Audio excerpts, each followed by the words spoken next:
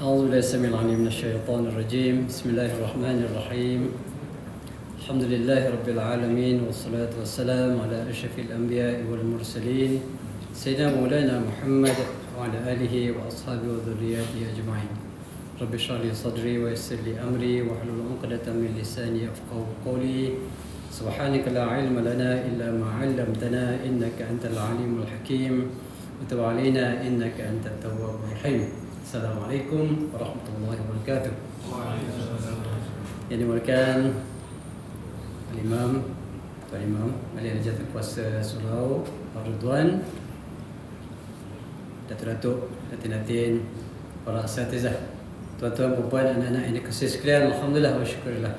Kita bersyukur pada Allah Subhanahu Wa Taala kerana dengan limpah kurnia Allah Subhanahu Wa Taala kita dapat sekali lagi bertemu pada kali ini.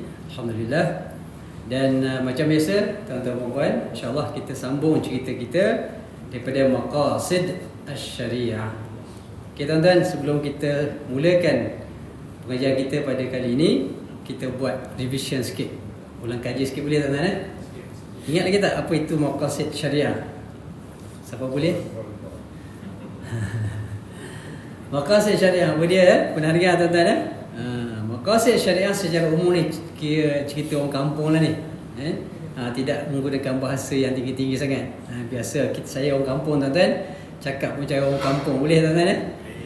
Orang kampung kata maqasid syariah tu matlamat lah, tujuan ataupun hikmah kenapa Allah SWT menurunkan satu-satu hukum. Okey, sekali biasanya sekali tu orang Kelantan kata skala. Okay. Pada kebiasaannya yang kita biasa belajar, kita panggil apa? Fardu ain. Kita tahu bahawa solat hukum dia wajib. Okay. Puasa hukum dia wajib. Okay. Itu kita tahu hukum dia. Tapi jarang-jarang orang cerita tentang hikmah. Kenapa solat itu wajib? Kenapa puasa itu wajib? Jadi cerita pasal maqasid syariah ni cerita benda-benda yang terselindung di sebalik satu-satu hukum syarak. Okey, secara umum. Okey, maqasid syariah terbagi kepada 3 bahagian. Okey, 3 bahagian. Yang pertama disebut sebagai maqasid ad-daruriyat. Ini bahasa Arab ni payah tuan-tuan nak ingat payah juga Maqasid ad-daruriyat. Daruriyat ni benda yang sangat-sangat penting. Mana kalau tak ada ni, dia terbagi kepada 5. Kalau tak ada 5 ni, kalau tak ada undang-undang atau peraturan yang jaga 5 benda ni, orang Kelantan kata kucahaya kehidupan. Kena terjemah tu kucahaya tu. Berserabutlah kehidupan dia, maknanya akan jadi masalah besarlah dalam kehidupan. Akan jadi cacar marbah lah kehidupan. Manusia akan berbunuh-bunuhan antara satu sama lain. Manusia akan mencuri, merompak ikut suka je. Kan, orang akan mabuk sana sini. Kenapa? Kerana 5 perkara yang disebutkan. Yang pertama ialah hifzuddin, jaga agama. Maknanya kita ni baik ni tuan-tuan kerana ada agama lah. Kalau tak ada agama tak jaga, maka orang akan murtad. Senang-senang je orang murtad. Hari ni pun ada undang-undang pun ada juga orang murtad. Tapi kalau tak ada agama, tak ada undang-undang yang menyekat orang murtad, maka orang boleh murtad bila-bila masa. Orang boleh hina Quran, boleh hina Allah, boleh hina Rasul kalau tak ada undang-undang. Tapi oleh kerana ada undang-undang, maka terhalanglah sedikit. Itu undang-undang tentang agama ni sangat penting tuan-tuan. Yang keduanya dipanggil hifzun nafs, jaga nyawa. Ada undang-undang khusus jaga nyawa. Kalau tak jaga nyawa ni tuan-tuan, kalau boleh hukum bunuh ni, kalau boleh berbunuh antara sama lain, katalah bunuh tu halal. Ada bertengkar sikit, tampak, pukul, bunuh contohnya. Tapi oleh kerana ada undang-undang, maka orang tak beranilah nak buat secara sewenang-wenangnya. Itu yang kedua. Kemudian yang ketiganya hifzu al-aqal, menjaga akal. Itu pun ada undang-undang khusus yang jaga akal. Maknanya benda yang boleh memabukkan, benda yang boleh menyebabkan hilang akal, maka semuanya haram. Jadi kalau tidak ada undang-undang apa jadi tuan-tuan? Kalau tak ada undang-undang, ustaz sambil dia berceramah pun dia minum arak tuan-tuan. Kalau tak ada undang-undang mengatakan arak itu haram. Jadi sebab tu haram. Bila haram, maka tak boleh buatlah, selamatlah. Hari ni kalau tidak kerana haramnya arak, kalau arak tu tidak diharamkan, maka akan berlaku banyak benda-benda yang boleh merosakkan. Orang mabuk sana sini. Sekarang ada undang-undang pun ramai yang bawa kereta mabuk langgar orang sebagainya kan. Itu ada undang-undang. Kalau tak ada undang-undang tak tahulah cerita. Ya. Kemudian ni secara ringkas ya, saya bagi tahu. Kemudian kita ada maqasid, yang ketiga, yang keempatnya dipanggil hifzu an-nasab. Menjaga nasab keturunan. Apa yang berkaitan dengan menjaga nasab? Perbuatan zina contohnya, haram. Perbuatan meliwat, haram. Menuduh orang liwat zina pun hukumnya haram. Kenapa haram? Kerana dia boleh menyebabkan berlakunya nasab keturunan itu tidak terjaga. Artinya maruah tidak terjaga. Itu maka Islam haramkan benda-benda ni. Dan yang terakhirnya barulah dia panggil hifzu al-mal, menjaga harta. Ada undang-undang yang jaga harta. Nanti kita akan bincang secara detail lagi lepas ini insya-Allah. Tapi ini secara sepintas lalu. Kemudian maqasid syariah yang keduanya adalah maqasid yang panggil maqasid al-hajiyat. Al-hajiyat ni benda yang diperlukan oleh kita umat Islam. Kalau tak ada pun tak apa, tapi payah. Contoh bulan puasa, dekat bulan puasa ni, okey. Bulan puasa kita tahu puasa tu wajib, tapi ada kalanya ada di antara kita yang tak boleh nak puasa. Kalau tidak ada kelonggaran susahlah. Contohnya, kita dah berusia, nak puasa tak boleh, selalu gastrik yang betul-betul lah, bukan gastrik yang dibuat-buat bulan puasa ni dipanggil juga bulan gastrik tuan-tuan. Kan? Yang tak gastrik pun tiba-tiba jadi gastrik bulan puasa. Ini tak jadilah. Itu tak cik yang tu. Gastrik yang betul-betul. Kalau dia tak puasa, kalau puasa dia memang sakit, tak boleh puasa. Kalau puasa boleh memutalatkan, maka boleh dia tak puasa tuan-tuan. Itu apa dia? Itu kelonggaran. Dia panggil di sini hajiyat. Benda yang perlu. Okay, kalau tak ada, dia susah lah. Dia susah kehidupan dia. Bayangkan katalah Allah Ta'ala kata puasa wajib.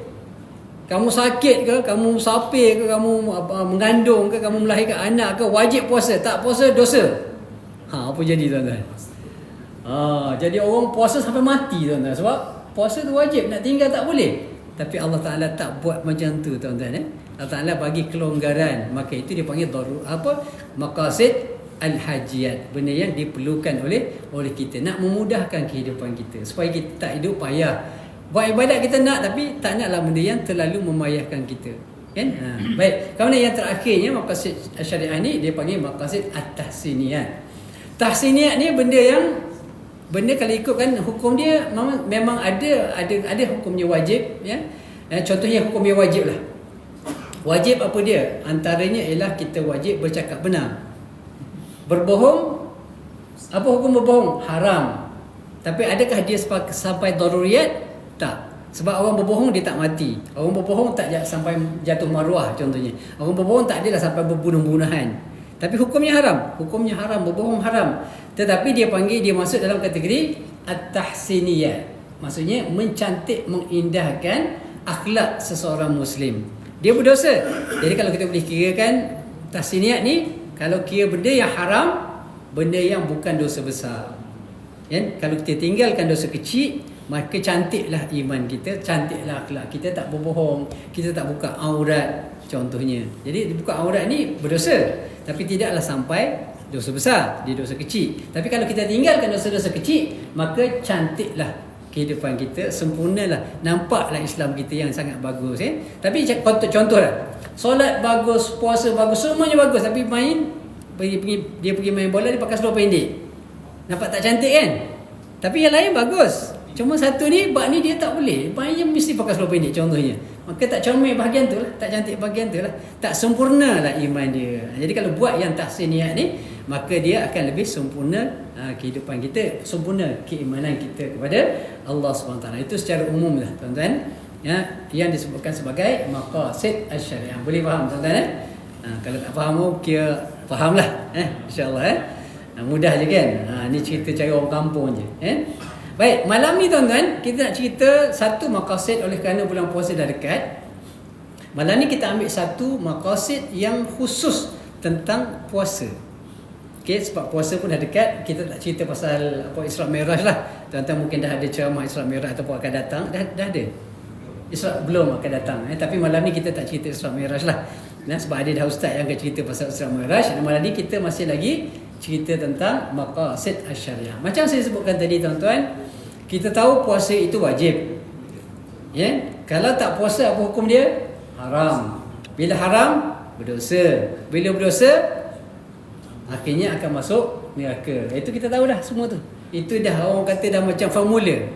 Macam formula yang kita tahu. Buat tak buat lain cerita. Yang formula kita tahu. Baik, hari ni kita nak tengok tuan-tuan, apakah rahsia-rahsia kebaikan-kebaikan, dia punya maslahah-maslahah yang ada di sebalik puasa tu. Walaupun puasa tu secara zahirnya bukan benda mudah. Bukan benda mudah. Kenapa? Kerana bukan mudah tuan-tuan. Kita hari-hari makan 6 kali sehari makan. Ada tuan-tuan makan 6 hari? Ada kadang-kadang orang 6 kali sehari makan tuan-tuan. Saya ingat kalau pergi seminar memang 6 kali tuan-tuan. Pergi seminar. Yang pergi seminggu balik 3 kilo naik tuan-tuan. Pergi seminar pergi pasal. Makan free kan? Jadi kalau kita dah selalu makan hari-hari munyah aja, tiba-tiba kena berhenti. Sakit tak jiwa? Sakit tuan-tuan. Ada orang stres sebab puasa. Ada? Tapi walaupun dia susah, tetapi dia bukanlah sampai kita tak mampu buat. Susah betul anak-anak saya ni, tapi kena bagi insentif sikit lah. Yang besar ni tak lah. Dah jam 4 dah, dia tak bagi insentif dah. Kalau dia jam 1 tu kita bagi RM1 satu hari. Lepas 30 hari RM30 cash kita bagi. Tapi tuan-tuan, nampak macam rasuah kan? Nampak macam rasuah. Tapi sebenarnya boleh boleh, tidak ada masalah untuk kita bagi insentif, galakan kepada anak kita supaya berpuasa. Tapi jangan lepas macam tu je. Jangan lepas je bagi upah diam. Ni puasa kan? RM1. Takut nanti niat dia puasa lil fulus. Bukan lillahi ta'ala. Puasa lil fulus kerana nak duit tuan-tuan. Kita tak nak macam tu. Jadi bila anak kita puasa, kita bagi kerana menggalakkan dia. Budak-budak ni kadang kalau kita bagi RM1 tuan-tuan, dia tak buka guling-guling.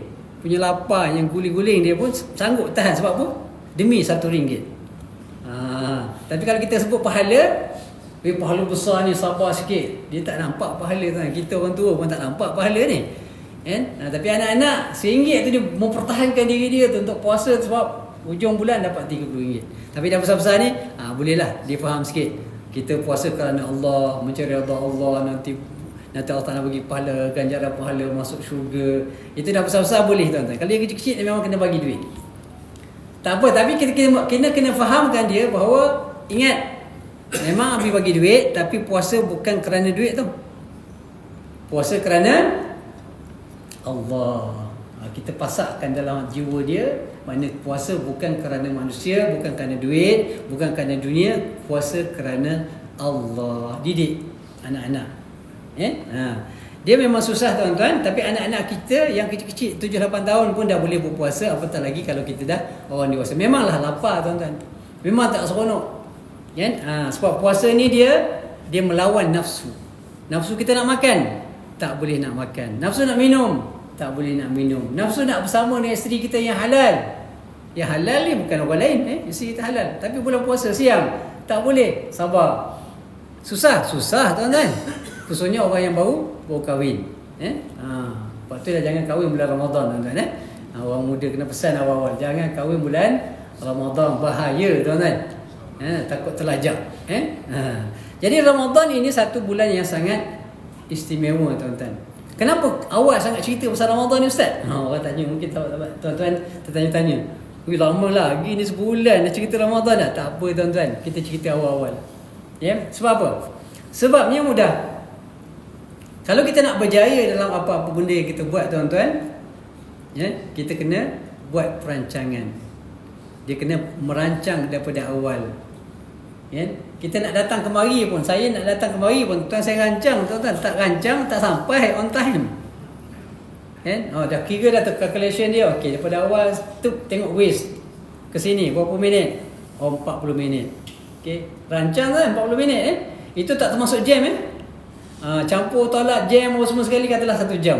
Jadi saya kena turun daripada rumah dalam pukul 6 macam tu, dah turun rumah tu kan. Itu perancangan. Aku sampai sini dalam 6.45. Ada lebih kurang setengah jam lagi. masa yang cantik. Perancangan tuan-tuan. Yang benda simple je, tapi kalau kita tak rancang, kita tak dapat sampai di tempat yang kita tuju dalam masa yang sepatutnya. Kan? Jangan tunggu kan ustaz lepas maghrib ustaz tak sampai lagi kan. Tak kenalah tuan-tuan. Itu amanah bila kita dijemput untuk beri ceramah sebagainya, itu adalah amanah yang wajib kita tunaikan dan kena datang on time. Okey, jadi kita kena rancang.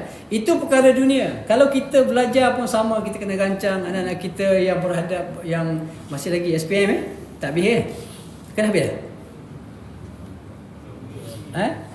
Belum habis belum habis Tengah berjuang tuan-tuan. Pun perancangan. Kenapa anak-anak kita ambil SPM? Itu adalah sebahagian dari perancangan untuk lepas tu nak masuk universiti tu ataupun nak kerja. Perancangan tuan-tuan. Itu benda dunia. Kita kerja pun kena merancang. Jadi kalau kita berniaga, apa saja yang kita buat mesti ada perancangan. Kalau main redah aja tak jadi apa tuan-tuan. Nak makan nasi pun kena rancang. Tiba-tiba kita dekat rumah tuan-tuan, rasa nak makan nasi kerabu contohnya. Tiba-tiba pagi subuh tu bagi tahu kat si nasi kerabu kita pagi ni. Tapi nasi sekarang ni boleh order tuan-tuan. Kalau nak suruh buat serta-merta memang tak terbuat tuan-tuan. Perkakas semua tak ada. Contohnya dia punya daun kesum tak ada, apa benda tak ada, semua tak jadi. Nasi kerabu contohnya. Jadi kena rancang tuan-tuan. Jadi kalau perkara dunia pun kita merancang begitu hebat perancangan kita, apatah lagi untuk kita berhadapan dengan satu peristiwa yang hanya datang sekali setahun. Tuan-tuan mati Allah SWT, Ramadan datang sekali setahun. Dan dia belum datang. Dia belum datang tuan-tuan. Apa jaminan bahawa kita akan berjumpa dengan Ramadan ini? Tak ada jaminan tuan-tuan. Tak ada jaminan. Berapa ramai sahabat-sahabat kita sebelum Ramadan dia ada, masuk Ramadan dah tak ada tuan-tuan. Jadi kalau kita yang diberi peluang oleh Allah SWT bertemu dengan Ramadan, maka bersyukurlah kepada Allah SWT. Ramadan ni benda besar tuan-tuan. Ramadan ni bukan main-main. Ramadan ni bagi orang yang beriman, dia melihat itu satu benda yang sangat besar, peluang yang sangat hebat, peluang yang sangat luar biasa yang Allah sengaja bagi. Tujuannya untuk apa? Tujuan untuk apa tuan-tuan? Untuk selamatkan kita daripada azab Allah, untuk masukkan kita dalam syurga. Itu matlamat Allah Ta'ala buat tuan-tuan. Sebab manusia ni lemah. Manusia ni lemah tuan-tuan. Nak masuk syurga yang maha hebat, yang maha luar biasa. Cuba kira tuan-tuan, hari ni berapa banyak amal solat kita yang buat? Solat kita, okeylah, alhamdulillah tuan-tuan semua solat 5 waktu. Itu solat bagus. Kualiti solatnya macam mana? Itulah cerita lagi kita. Solat. Anak kita kadang-kadang kita tanya dah solat. Tapi pernah tak kita tanya kualiti solatnya macam mana? Solat tak ingat siapa? Tadi maghrib baru lepas. Mungkin yang tadi dah lupa dah. Yang maghrib baru lepas. Berapa persen boleh bagi agak-agak? 100% boleh? Oh, saya solat perfect. 1 minit, 1 saat pun tak ingat lain kecuali Allah. Wah, itu luar biasa tu. Itu para awliya tu. Saya pun tak berani tuan-tuan. 90% ada. Kalau dapat saya lah tuan-tuan. Tuan-tuan saya tak tahulah, mungkin tuan-tuan level tinggi alhamdulillah. Kalau saya ni 50% pun kalau dapat pun mujur tuan-tuan. Sebab Allahu Akbar, terlalu banyak benda yang ada berlega dalam kepala kita ni, bermain-main gambar-gambaran macam-macam. Solat. So solat macam mana ni? Inilah solat kita nak harapkan masuk syurga ni. Tak layak tuan-tuan. Tak layak kalau kita duduk puasa diri-diri kita, Allah sedih kita tuan-tuan. Itu baru solat. Amal-amal solat yang lain banyak. Baca Quran berapa banyak hari ni? Kalau boleh baca satu muka sehari, alhamdulillah. Kadang-kadang tak lepas tuan-tuan. Satu muka surat pun tak lepas. Punya nak masuk syurga semangat. Tanya semangat semua nak masuk syurga tuan-tuan. Zikirnya, selawatnya, itu beberapa amal-amal yang wajib. Yang lain pula, tanya pula, ada tak buat maksiat hari ni? Confirm ada. Sebab tak ada manusia yang terlepas satu hari tak ada maksiat, tuan-tuan. Sama ada sengaja atau tak sengaja, lama tak lama lah. Tuan-tuan buka telefon, nak tengok apa? Nak tengok YouTube, baca Quran. Sebelum tengok baca Quran tu, tepi-tepi dia tu macam-macam. Tengok tak? Pejam mata. Tengok ya sekejap kan. Sekejap. Mula-mula sekejap, lepas tu 2 kejap, 3 kejap kan. Maknanya maksiat ni tuan-tuan. Apatah lagi kalau tuan-tuan kerja kat bandar, kerja pula dekat kawasan tempat yang bercampur lelaki perempuan yang bukan Islam pula. Allahu Akbar. Memang tak boleh elak tuan, hari-hari maksiat. Nak masuk syurga ni, nak masuk syurga. Itulah kalau gambaran kita nak mengharapkan amal-amal kita sahaja yang tak cukup, tuan-tuan. Ya sebab itulah Allah Ta'ala datang ke Ramadan. Kenapa? Dengan Ramadan datang, Ramadan ini kalau kita ambil kesempatan, insya-Allah, mudah-mudahan kalau kita kejar betul, buat betul amal bulan Ramadan, puasa dengan betul, dengan ikhlas pada Allah Subhanahu Wa Taala, Qurannya jaga, salat tarawihnya jaga, ibadahnya jaga, insya-Allah. Yang setahun tu, sebulan tu, masya-Allah, dia sama dengan amalan kita setahun, insya-Allah. Mudah-mudahanlah. Bahkan mungkin lebih daripada itu. Kan? Sebab puasa ni sangat special, tuan-tuan. Allah SWT dalam satu hadis kursi menyebutkan, likulli amali ibni Adam lahu ila siyam. Ya, amalan anak Adam ni semuanya ada peruntukan pahala-pahala dia dah. Kita buat satu kebajikan solat, dia ada contoh amalan solat. Kalau kita solat solat boleh jemaah, digandakan 27 kali ganda. Okey, kalau kita buat amal soleh, digandakan hingga 10 kali ganda. Tapi puasa tak, tuan-tuan. Puasa tak diletakkan berapa ganjaran dia. Kenapa? Fa innahu li, kata Allah. Puasa tu bagi aku dan akulah yang akan memberikan ganjaran pahala ikut aku suka. Tanpa had, tuan-tuan. Tanpa had. Puasa ni tanpa had. Kenapa? Apa beza dengan ibadat lain? Solat kita buat lillahi ta'ala juga. Kenapa pahalanya ada diletakkan kalau jemaah 27 kali ganda? Kerana puasa ni adalah ibadah yang sangat-sangat special. Allah kata, sampai Allah kata, puasa itu khusus untuk aku. Kenapa? Kerana manusia meninggalkan makan, minum dan syahwatnya hanya kerana aku. Tak nampak? Ya? Tak boleh baca? Ya? Kadang-kadang orang yang tak puasa tu, kalau dia berlakon lah, tuan-tuan, lebih pada orang puasa. Kan? Kadang-kadang buat jamuan puasa dekat masjid surau kan, ramai datang, tuan-tuan. Semua puasa kan? Tak semua puasa, tuan-tuan. Yang nak tahu mudah je. Yang nak tak awal tu, itu tak puasa tu biasanya. Dia semangat lebih sikit. Sebab makan free, ada kambing pula. Oh, laju datang. Tak tahu. Kan? Sebab rahsia puasa adalah ibadah yang mana ia adalah rahsia antara kita dengan Allah Subhanahu Wa Taala. Tak ada orang tahu. Kalau ibadah lain orang tahu. Solat tahu. Oh, nampak solat. Oh, lebih sikit. Oh, baguslah. Kita puasa hebat. Sebab orang lain 1-2 rakaat aja solat, kita sampai 4-6 rakaat contohnya. Dah datang peluang untuk riak, rasa-rasa ujub, rasa bangga diri. Tapi puasa tak boleh nak riak, tuan-tuan. Yang bolehlah cerita. Kan, "Oi, hari ni saya puasa." Orang pun kata, "Entah-entah tak puasa." Kan? Sebab tak tahu, tak ada bukti. Puasa tak ada bukti, tuan-tuan. Kalau amal lain boleh ada bukti, nampak kan? Bersedekah, nampak. Puasa ni sangat special, tuan-tuan. Sebab tu Allah Ta'ala datangkan bulan Ramadan untuk kita gandakan amalan. Supaya apa? Supaya dengan amalan yang berganda inilah melayakkan kita masuk syurga Allah Subhanahu Wa Ta'ala. Sayangnya Allah Ta'ala pada kita, tuan-tuan. Kalau tak ada bulan Ramadan, gelap sikitlah harapannya. Tapi dengan Ramadan ni, kalau kita ambil peluang, insya-Allah Allah Ta'ala akan masukkan kita dalam syurganya, insya-Allah. Baik, tuan-tuan yang bertuan Allah, dalam Ramadan ini, puasa itu sendiri sebenarnya banyak. Antara maqasid dia adalah terlalu banyak maslahah dia. Kebaikan-kebaikan yang boleh kita dapat daripada puasa itu sendiri. Okay, ada maslahah kebaikan yang di dunia, ada kebaikan yang lebih besar di hari akhirat. Apa kebaikan dia?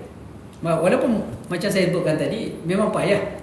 Dia tak bertemu dengan nafsu kita. Nafsu kita tak suka. Puasa 8 ni orang tak suka sebenarnya. Nafsu tak suka.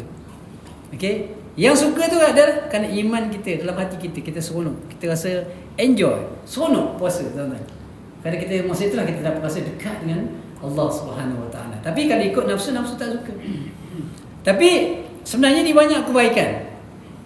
Dari sudut kesihatan, berdasarkan kepada pembacaan saya dapat banyak artikel-artikel pakar-pakar perubatan menyebutkan bahawa kesihatan ini, bahawa puasa ini sebenarnya memberi kesihatan, banyak menyelesaikan masalah-masalah kesihatan. Dan betul lah apa yang Nabi sallallahu alaihi wasallam sebut dalam hadis, sumu tasihhu. Nabi, tuan-tuan, walaupun zaman tu tak ada ilmu sains, tak ada ilmu kedokteran yang hebat, tapi Nabi tahu. Kenapa? Wa ma yantiqu 'anil hawa in huwa illa wahyun yuha. Nabi tak cakap kosong, tuan-tuan.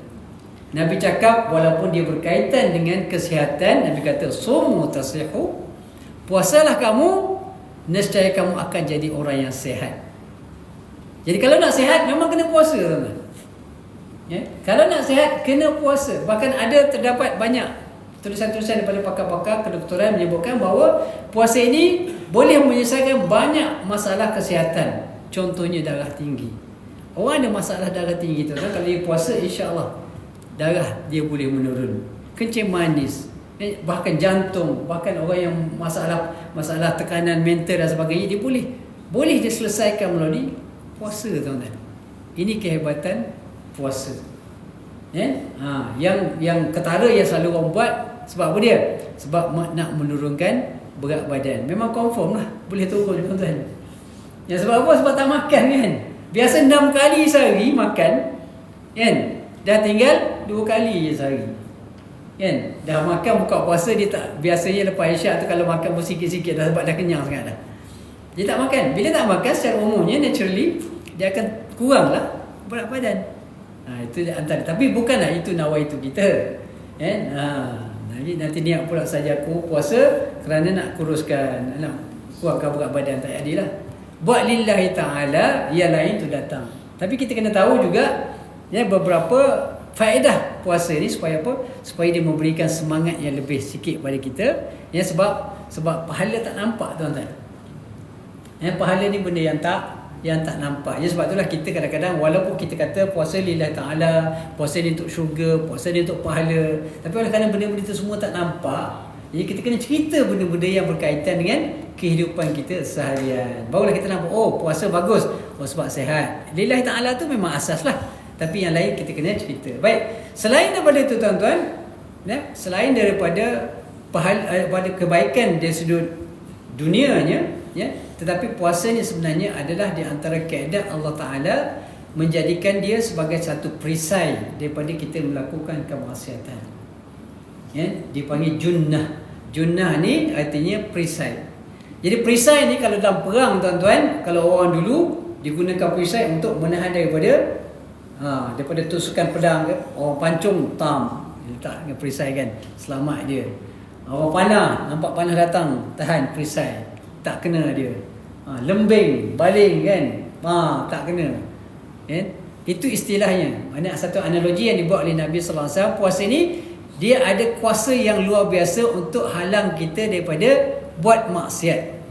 Sebab secara umumnya manusia ni, tuan-tuan, nafsu ni lah, cerita pasal nafsu. Nafsu ni dia galak masa bila? Masa lapar ke masa kenyang? Masa lapar tak, kan? Masa lapar dia fikir nafsu juga, nafsu makan je. Yang lain kurang dah, tuan-tuan. Yang lain kurang. Tapi kalau kita kenyang, banyak benda yang kita fikir. Sebab itulah dengan puasa, kata Nabi sallallahu alaihi wasallam, bila mengajak ataupun menggalakkan orang muda supaya kahwin, ayyuhash syabab man istata'a minkumul ba'a falyatazawwaj fa in lam yastati' fa 'alaihi bis-shaum fa innahu lahu wija', atau kama qala sallallahu alaihi wasallam.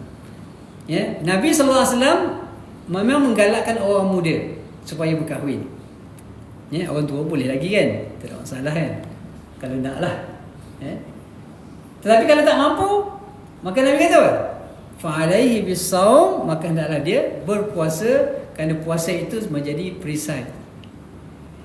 menjadi penghalang dia daripada melakukan kemaksiatan. Kenapa? Secara fitrahnya tuan-tuan, bila kita lapar, nafsu kita akan turun, keinginan syahwat kita akan turun, maka selamatlah kita daripada melakukan benda yang diharamkan oleh Allah Subhanahu Wa Taala. Itu di antaranya. Dan juga bila kita puasa tuan-tuan, kalau niat kita, nawaitu kita memang betul lillahi ta'ala, kita akan teringat nak buat benda. Contohlah, kita biasa tengok benda-benda yang tak berapa baik, bukanlah benda-benda yang tak baik sangat, tapi ialah suka tengok benda-benda yang melalaikan. Tapi bila kita puasa, kita ingat, oh aku ni puasa, maka kita kurangkan, maka itu penghalang. Ya, jadi bila kita halang diri kita daripada buat maksiat, maka jalan kita semakin hampir ke syurga Allah Subhanahu Wa Taala. Kan? Itu pertama. Yang keduanya kita lihat juga, yang penting, ya, yang penting adalah al-maghfirah, keampunan daripada Allah Subhanahu Wa Taala. Tuan-tuan, nak masuk syurga, pertamanya dia kena banyak pahala, ya? Dan yang keduanya, dia kena kurangkan dosa. Kalau pahala banyak sama dengan pahala sama dengan dosa, masalah tuan-tuan. Sama berat. Pahala sama berat dengan dosa, tak masuk syurga tuan-tuan. Dia kena pahala itu lebih berat daripada dosa. Jadi macam mana keadaannya? Maka Allah Ta'ala datangkan bulan Ramadan. Bulan Ramadan ni bulan maghfirah, bulan yang Allah Ta'ala janjikan dengan keampunan. Mintalah dengan Allah, Allah Ta'ala pasti akan mengampunkan dosa kita. Kita banyak dosa tuan-tuan, hari-hari kumpul dosa, berbagai-bagai dosa. Dan dosa kadang-kadang dengan Allah, kadang-kadang dosa dengan manusia. Cuma dengan manusia ni tuan-tuan, dia lebih bahaya. Bukan bahaya dari sudut dosa besar kecil, tak. Bahaya kerana apa? Kerana kalau manusia tak maafkan kita, tak boleh masuk syurga kita tuan-tuan. Ini sangat penting kita beri perhatian tuan-tuan, ya? Kalau dosa dengan Allah, sebesar mana dosa yang dibuat dengan Allah Ta'ala, mudah. Bukan kita meringankan dosa dengan Allah, tak. Tapi nak dari sudut minta ampun, mudah. Sebab Allah Ta'ala sifatnya Ghafur, Ghaffar, Maha Pengampun Allah Ta'ala ni, ya? Kita minta ampun sungguh-sungguh, istighfar sungguh-sungguh, taubat sungguh-sungguh, menangis sungguh-sungguh dengan Allah, walaupun setinggi gunung dosa yang kita buat, insya-Allah Allah Ta'ala akan ampunkan dosa kita. Dan Nabi pernah sebut, at-taibu minadz-dzambi kama la dzambalah. Ya, orang yang bertaubat daripada dosanya seakan-akan dia tak pernah buat dosa pun. Licin, kosong. Bila kita bertaubat sungguh-sungguh dengan Allah, mana Allah Ta'ala akan hapuskan, tak ada rekod. Tak ada rekod kesalahan tuan-tuan. Kalau kita betul-betul minta maaf dengan Allah Ta'ala, Allah Ta'ala ampunkan, taubat dengan yang betul, dengan taubat nasuha, maka akan dihapuskan segala dosa-dosa yang kita buat, seakan tidak pernah kita melakukan dosa. Ini rahmah daripada Allah SWT. Dan bulan Ramadan adalah bulan yang patut kita banyakkan istighfar, minta ampun kepada Allah SWT. Kemudian bila kita dah diampunkan oleh Allah SWT, di antara perkara yang juga menjadi matlamat kita bila kita puasa adalah Al-Jannah, masuk ke dalam syurga Allah SWT. Syurga ni tuan-tuan tak jauh sangat dengan kita, ya? Yang menghalang kita daripada masuk syurga apa dia? Kematian, ya? Bila mati tu, kalau tak masuk syurga lagi pun dah rasa, dah dapat bau-bau syurga bila kita masuk dalam kubur, insya-Allah. Tak jauh tuan-tuan, ya? Kematian itu tak jauh daripada kita, ya? Jadi untuk mati dalam keadaan yang husnul khatimah, kehidupan kita mesti bertepatan dengan niat dan matlamat kita untuk husnul khatimah. Dia tak menjadi orang yang hidup dengan penuh kemaksiatan, buat dengan dosa, maksiat sebagainya, tiba-tiba mati husnul khatimah, tak jadi, tak match tuan-tuan, ya? Manusia mati berdasarkan kepada kehidupan dia. Kalau hidup dia penuh dengan kemaksiatan, maka hujung dia akan jadi su'ul khatimah. Tapi kalau kita hidup kita penuh dengan keimanan, penuh dengan amal-amal soleh, penuh dengan amal-amal yang baik, insya-Allah tuan-tuan, insya-Allah kita akan mati dalam husnul khatimah. Jangan berangan nak mati husnul khatimah kalau hidup penuh dengan kemaksiatan. Dan insya-Allah jangan risau tuan-tuan, kita doa pada Allah SWT untuk memberikan kita husnul khatimah, tapi dengan syarat penuhi kehidupan kita dengan amal-amal soleh yang mendekatkan diri kita dengan Allah Taala. Dan insya-Allah Allah Taala akan tamatkan kehidupan kita dengan husnul khatimah. Itu paling penting tuan-tuan. Sebab kita risau apa yang berlaku, disebutkan oleh hadis Nabi sallallahu alaihi wasallam, ramai manusia. Ramai manusia yang beramal dengan amal-amal yang soleh. Dah sedikit saja lagi. Dan sejengkal lagi nak masuk syurga. Tiba-tiba berubah hatinya. Berubah hatinya tuan-tuan. Dan akhirnya dia beramal dengan amal ahli neraka, maka dicampakkan oleh Allah Ta'ala dalam neraka. Tuan-tuan, sebab itulah kita sentiasa berharap yang merayu dengan Allah Ta'ala, supaya Allah Ta'ala kekalkan kita, amal kita sampai akhir hayat kita. Dan jangan pula kita melihat orang yang beramal dengan amal-amal yang buruk, dosa dan sebagainya, confirm ahli neraka. Tak boleh tuan-tuan. Sebab ada manusia yang beramal dengan amal-amal yang mana dia sepatutnya masuk neraka, tapi di akhir hidupnya Allah Ta'ala ubah hati dia menjadi beriman dan beramal dengan amal-amal soleh, dan akhirnya dia masuk ke dalam syurga Allah SWT. Jadi tuan-tuan, Isyak dah masuk Isyak dah masuk. Okey. Kalau Isyak dah masuk, kita berhenti tuan-tuan. Boleh Cukup cukuplah. Walaupun tak banyak yang saya sampaikan, tapi kalau kita boleh fokuskan beberapa benda tu untuk kita amalkan, insya-Allah dia sangat bermanfaat untuk kita, insya-Allah. Jadi sekadar itulah perkongsian kita untuk malam ini. Mudah-mudahan sikit sebanyak perkongsian ada faedahnya dan menjadi sumber kekuatan kepada kita, insya-Allah. Diharapkan untuk kita beramal dan mencari peluang yang sebaiknya untuk kita gandakan amal kita, ambil kesempatan bulan Ramadan insya-Allah yang akan datang, dan kita berdoa pada Allah SWT kata Allah Taala berikan peluang kita sekali lagi untuk berada di bulan Ramadan insya-Allah. Jadi aku qauli hadza wa astaghfirullah li wa lakum. Wassalamualaikum warahmatullahi wabarakatuh.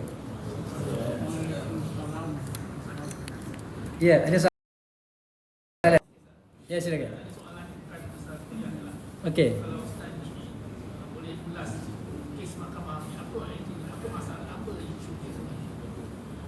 Okey. Okey, wallahu alam. Saya adalah baca sikit ni, berapa 16 kes 16, katalah 16 peruntukan yang ada di dalam yang telah pun ada digazetkan dalam undang-undang di Kelantan, telah putuskan oleh Mahkamah Persekutuan, bahawa dia mesti dimansuhkanlah. Maknanya tidak boleh jalankan undang-undang tersebut. Okey, secara umumnya kita dalam undang-undang di Malaysia ni, setakat yang saya tahu tuan-tuan, dia ada dipanggil federal list dan ada state list. Okey, ada federal list, ada state list. Federal list ni undang-undang yang umum, secara umumnya undang-undang yang terpakai untuk semua rakyat Malaysia. Yang mana undang-undang itu diluluskan di parlimen. Okey, dia ada panggil dan juga kalau berkaitan dengan undang-undang Islam yang parlimen juga luluskan ialah di wilayah-wilayah persekutuan. Okey, maka itu undang-undangnya digubal dan diluluskan oleh parlimen. Okey, manakala perkara-perkara yang berkaitan dengan agama diluluskan oleh Dewan Undangan Negeri, kan? Di bawah Dewan Undangan Negeri. So, dalam peruntukan perlembagaan menyebutkan bahawa mana-mana undang-undang yang bercanggah dengan perlembagaan persekutuan, maka dia dianggap sebagai terbatal, null and void, tak boleh dilaksanakan. Itu satu. Yang keduanya juga diperuntukkan bahawa negeri-negeri diperuntukkan, negeri-negeri Dewan Undangan Negeri boleh hanya membuat satu undang-undang yang tidak ada dalam federal list. Contoh saya ambil contohnya undang-undang boleh melewatkan liwat. Liwat dalam dalam undang-undang sivil ada. So bila ada saja undang-undang tu dah wujud dalam undang-undang sivil, automatically apa saja undang-undang yang dibuat oleh negeri, kalau ada dia terbatal dia sendirinya, tak boleh dilaksanakan. Itu memang peraturan yang memang telah termaktub dalam undang-undang dan termaktub dalam perlembagaan. Jadi apa yang disebutkan, yang saya fahamlah, apa-apa undang-undang yang terbatal hari ini adalah undang-undang yang bercanggah ataupun tidak berada dalam dalam autoriti ataupun kemampuan negeri untuk digubal undang-undang tu. Itu sebab tu dia terbatal. Bukan isu, saya tak nampak dia ada isu menghina Islam dan sebagainya. Dia isu perundangan. Ya, isunya adalah isu perundangan. Okey, memanglah kita nampak orang yang membawa kes ni nampak macam memang gaya nak menentang Islam dan sebagainya, tapi dia bawa itu berdasarkan pada undang-undang yang sedia ada. Bila ada undang-undang yang kalau bercanggah dia tak boleh, memang tak boleh tuan-tuan. Sebab itulah kita kata kat Kelantan ada undang-undang hudud, dekat Terengganu pada undang-undang hudud, dia telah pun digazetkan. Boleh tak laksanakan? Tak boleh tuan-tuan. Sebab undang-undang itu dia pertamanya nak laksanakan undang-undang Islam, dia kena melalui pelbagai mesti diluluskan. Sebab walaupun negeri ada hak untuk menggubal undang-undang, tapi undang-undang dia tertakluk kepada peruntukan yang telah ditetapkan oleh federal. Federal kata ini yang boleh kamu gubal undang-undang ni. Kalau lebih daripada tu, maka tak boleh. Kalau buat pun dia tak boleh laksanakan. Dia terbatal. Tidak boleh dilaksanakan. Wallahualam. Itulah sedikit yang saya fahamlah daripada apa yang berlaku. Wallahualam. Okey. Tuan-tuan, ada soalan lagi? Kalau ada, okey, harap boleh menjawablah sikit sebanyak. Wallahu a'lam bishawab. Assalamualaikum warahmatullahi wabarakatuh.